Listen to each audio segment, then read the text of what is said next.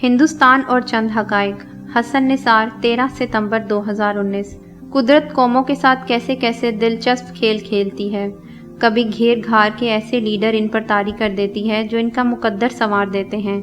जिल्लत के तारीख घड़ों से निकालकर नाकाबिले यकीन बुलंदियों तक ले जाते हैं। और कभी मूड ऑफ हो तो यही कुदरत गज़बनाक होकर ऐसे लीडर इन पर मुसल्लत कर देती है जो सवा सत्यानाश कर देते हैं और अपने लोगों के लिए इतने मनहूस साबित होते हैं कि सदियों नहूसत के बादल इनके सरों पर मंडलाते रहते हैं। जिंदगी का बेहतरीन असूल तो यही है कि तुझको पराई क्या पड़ी, अपनी नबेड़ तू।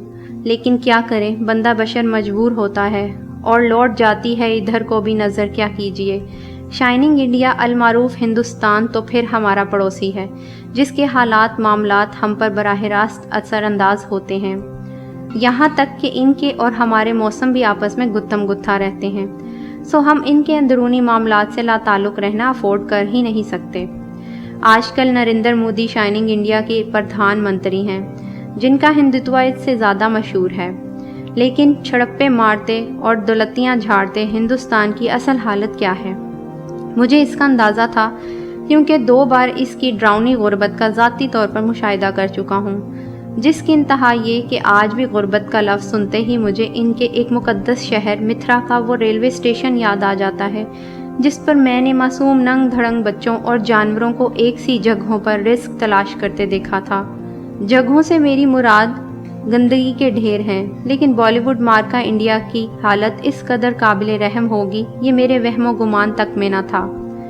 किसी मेहरबान ने हिंदुस्तान बारे एक भयानक फैक्ट शीट भेजी है जिसे पढ़ के यकीन नहीं आता कि ये वही उसरत ज़दा मुल्क है जो एक तरफ चांद पर चढ़ाई पे अरबों डॉलर लुटा रहा है तो दूसरी तरफ नहत्ते कश्मीरियों पर जुल्म ढाने के लिए खजाने का मुंह खोले हुए है।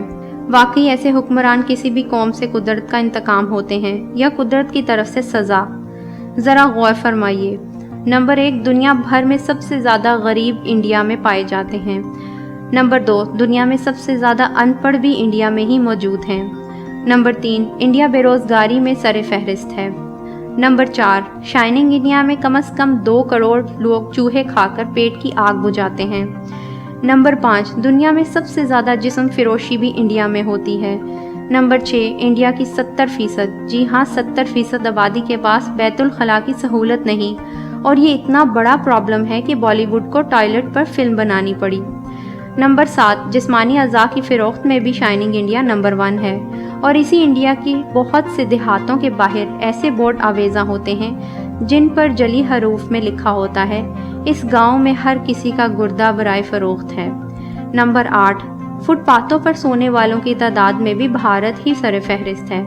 मैंने ज़ाती तौर पर पूरे ख़ानदान फुटपाथों पर रिहाइश पजीर देखे हैं। पार्टीशन और पर्दे के लिए मोटा प्लास्टिक इस्तेमाल किया जाता है जो सी थ्रू नहीं होता।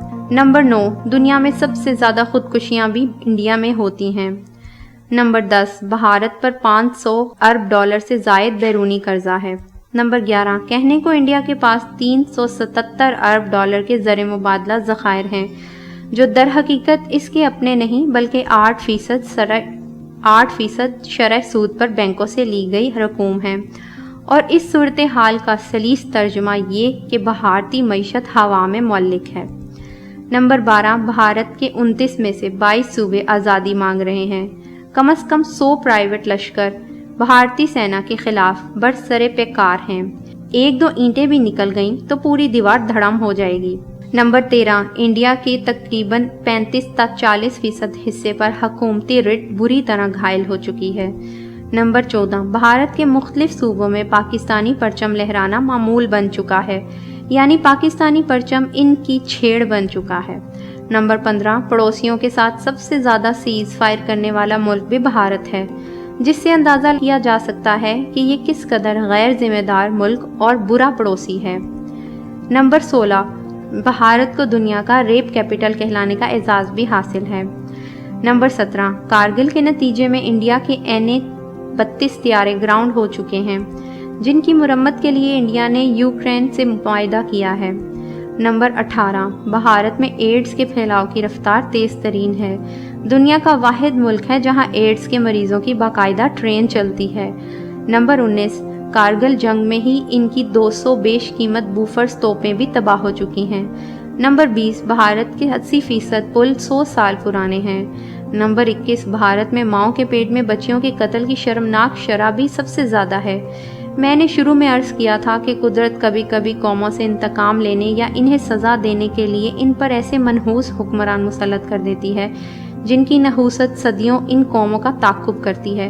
तो भारतीय अवाम को सोचना चाहिए कि कैसे शर्मनाक और दर्दनाक हालात में इनके हुक्मरान हिंदुस्तान के साथ क्या कर रहे हैं, इन्हें किस तरफ ले जा रहे हैं।